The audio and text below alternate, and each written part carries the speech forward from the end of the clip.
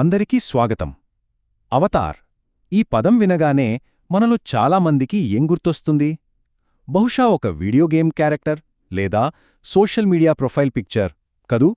కాని ఈరోజు మనం హోల్గర్ కీఫర్ గారి మదర్ మీరా తెలుగులో అనే రచన ఆధారంగా ఈ ఒక్క పదం వెనుక దాగి ఉన్న రెండు పూర్తి భిన్నమైన ప్రపంచాల గురించి తెలుసుకోబోతున్నాం. చూడండి, ఒకవైపు మనకు బాగా తెలిసిన అవతారుంది. అంటే ఒక వర్చువల్ ప్రపంచంలో మనల్ని మనం రిప్రజెంట్ చేసుకునే ఒక డిజిటల్ రూపం. మరోవైపు దాని అసలైన అత్యంత పురాతనమైన అర్థముంది. అదేంటంటే స్వయంగా దైవమే భూమి మీదకు దిగిరావడం. ఒకటే పదం, కాని ఎంత తేడా! మరి అసలు ఇంత శక్తివంతమైన ఈ పదం ప్రయాణం ఎక్కడ మొదలైంది? మనకు తెలిసిన ఈ డిజిటల్ రూపం వెనుకున్న అసలు కథేంటి? దాని మూలాల్లోకి వెళ్దాం పదండి. సరే, ఇప్పుడు మనం అసలు విషయంలోకి వెళ్దాం. ఈ పదం యొక్క ఆధ్యాత్మిక మూలమేంటి, దాని వెనకున్న పురాతన అర్థమేమిటో ఇప్పుడు చూద్దాం. చూడండి, అవతారా ఇది సంస్కృతం నుంచి వచ్చిన పదం. దాని అసలు అర్థం కిందకి దిగిరావడం లేదా అవరోహణ. అంటే ఊరికే రావడం కాదు, దైవం ఒక ఉద్దేశంతో స్పృహతో మన లోకంలోకి అడుగుపెట్టడం. ఈ కాన్సెప్ట్ మన హిందూ మతంలో చాలా బలంగా ఉంది కదా. ముఖ్యంగా విష్ణుమూర్తి అవతారాల గురించి మనం వింటూనే ఉంటాం. అయితే ఇక్కడో ముఖ్యమైన తేడాను మనం గమనించాలి. అవతారంటే దేవుడి సందేశాన్ని తీసుకొచ్చే ఒక ప్రవక్త కాదు, అలాగని ఆధ్యాత్మికంగా ఉన్నత స్థాయికి చేరిన ఒక సాధువు కూడా కాదు. ఇది అంతకు మించిన విషయం. ఇదిగో ఇదే అసలు విషయం. ఒక అవతారంటే దేవుణ్ణించొచ్చిన దూతగాదు, స్వయంగా దైవత్వంలో ఒక భాగం.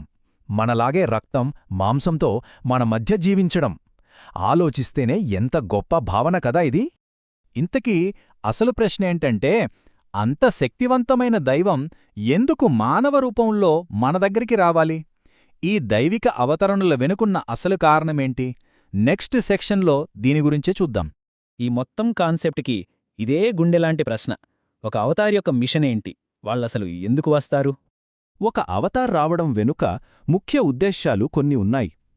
వాళ్ళు మనకు స్వస్థత చేకూర్చడానికొస్తారు, ప్రేమను పంచడానికొస్తారు, ప్రపంచం సంక్షోభంలో ఉన్నప్పుడు దారి చూపించడానికొస్తారు, మనల్ని గందరగోళం, భయం, నిరాశలాంటి వాటినుంచి బయటపడేయడానికొస్తారు. అన్నింటికన్నా ముఖ్యంగా శాంతి, నిజమైన సామరస్యమంటూ చూపించడానికొస్తారు. ఈ ఒక్క వాక్యం చాలు ఆ ఉద్దేశ్యం ఎంత గొప్పదో చెప్పడానికి. అవతారంటే ఆకాశం నుంచి వినిపించే మాట కాదు, మన మధ్య మనతో పాటు ఉండే ఒక స్పృశించగల ఉనికి. మన కష్టాలకు, మన బాధలకు దేవుడిచ్చే ప్రత్యక్ష సమాధానం అన్నమాట. అయితే ఈ కాన్సెప్ట్ కేవలం పాత కథలకో, గ్రంథాలకో పరిమితం కాదు. హోల్గర్ కీఫర్ రచన ప్రకారం ఈ దైవక అవతరణలు చరిత్రలో జరుగుతూనే ఉన్నాయి. కొన్ని ఆసక్తికరమైన ఉదాహరణలు చూద్దామిప్పుడు. ఈ టైం లైన్ చూడండి, ఎంత ఆసక్తికరంగా ఉందో. పురాతన కాలంలో కృష్ణుడు, బుద్ధుడు, ఆ తర్వాత చరిత్రలో చూస్తే యేసుక్రీస్తు. ఇక వర్తమానానికి వస్తే ప్రస్తుతం జర్మనీలో ఉన్న మదర్ మీరా. ఇలా ఒక నిరంతర ప్రవాహం కనిపిస్తోంది. అంతేకాదు, భవిష్యత్తులో రాబోయే రక్షకుడిగా కల్కి గురించి కూడా ఈ పుస్తకంలో ప్రస్తావించారు. సరే, మనం ఇప్పుడు ఈ విశ్లేషణలో చివరి దశకు వచ్చేశాం. ఇక్కడ చెప్పే విషయం ఒక మత సిద్ధాంతం కాదు, లేదా ఒక రూల్ బుక్ కాదు. ఇది చాలా వ్యక్తిగతమైన ఒక అనుభూతికి సంబంధించిన ఆహ్వానం. ఇది చాలా ముఖ్యమైన విషయం. ఈ పుస్తకం ఒక కొత్త మతాన్ని నమ్మమని లేదా ఒక సిద్ధాంతాన్ని గుడ్డిగా ఒప్పుకోమని చెప్పట్లేదు. దాని ఉద్దేశం పూర్తిగా వేరు, ఇంకా లోతైనది. ఇదిగో ఇదే అసలు పాయింట్. ఇది కేవలం నమ్మడం గురించి కాదు, ప్రత్యక్షంగా అనుభూతి చెందడం గురించి.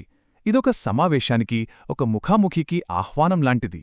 ఎలాంటి సమావేశం అంటే, మన సందేహాలన్నింటికన్నా గొప్పదైన, మన భయాలకన్నా మనకు ఎంతో దగ్గరైన ఒక సత్యంతో ముఖాముఖి. మనం ఈ విశ్లేషణను ఈ ఒక్క ప్రశ్నతో ముగించుకుందాం.